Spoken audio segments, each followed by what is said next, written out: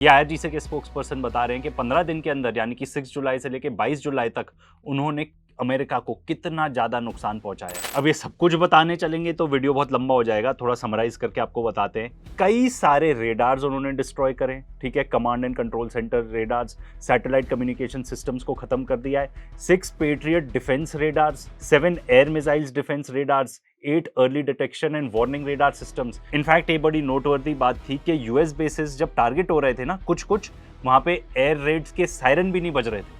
ये पर्टिकुलर हालत है, मतलब वहां पे जो ट्रूप्स हैं उनको कोई एडवांस्ड वार्निंग नहीं मिलती कि भाई कोई मिसाइल लॉन्च हुई है ईरान के तरफ से, सीधा बॉम्बार्डमेंट होती है।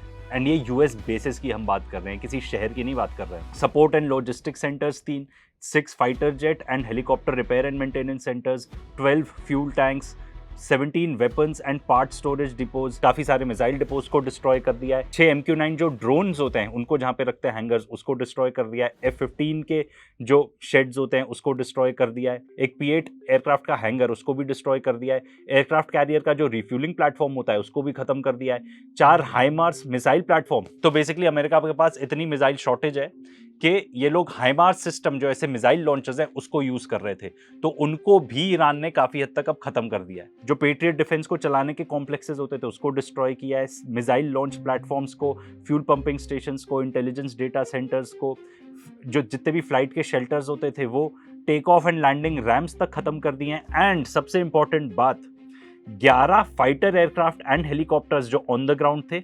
17 रिकॉनेसेंस एंड ऑपरेशन ड्रोन्स जिसमें से 8 एकदम ब्रांड न्यू थे उसको खत्म कर दिया है। एक F-15 जेट, एक P-8 plane, 1 C-17 transport plane, 8 refuelling planes, 8 heavy helicopters and 6 reserve missiles. मतलब इसका अंदाजा भी नहीं लगा सकते हम कि इसका कॉस्ट क्या होगा। एंड ये तो पीट हेग्सेथ, उनका डिफेंस मिनिस्टर कह लो, वॉर मिनिस्टर कह लो, उस देश में आजकल क्या क्या हो रहा है कोई प्रिडिक्ट भी नहीं कर सकता।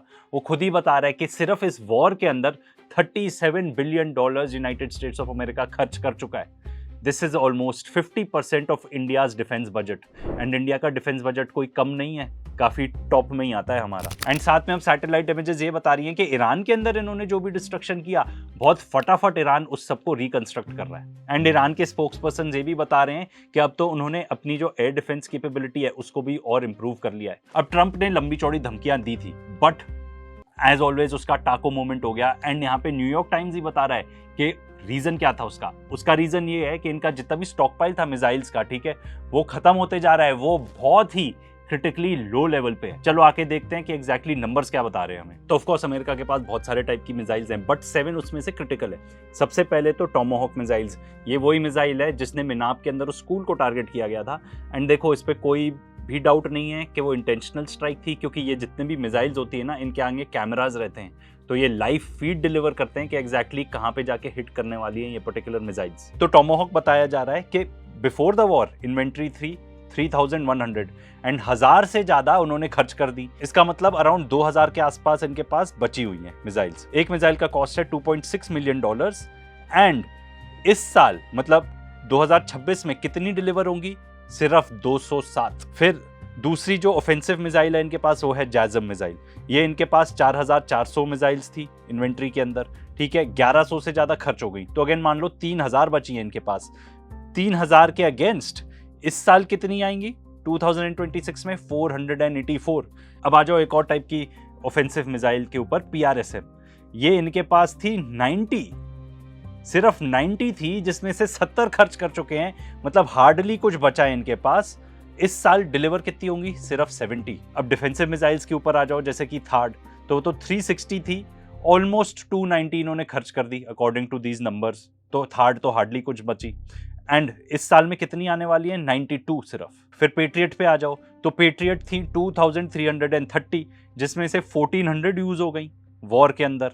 और आने वाली कितनी है इस साल में? 172 ओनली, ठीक है। अब ये रिक्वेस्ट का नंबर भी है कि 2027 में इन्होंने कितना रिक्वेस्ट किया है, बट देन अगेन वो तो तब आएंगी ना जब रेयर अर्थ मिनरल्स आएंगे चाइना से। सिमिलरली आप देख सकते हो SM-3 SM-6 मिसाइल्स, ये तो थी 410, जिसमें से 250 आपने यूज कर ली।